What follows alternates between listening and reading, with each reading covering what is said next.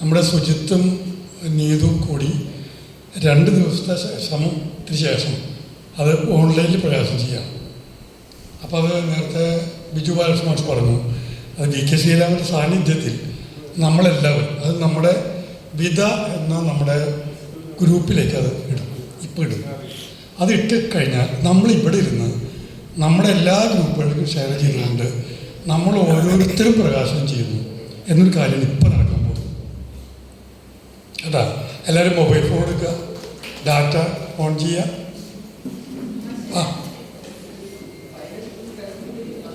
ആവുന്നല്ലോ സമാധാനം.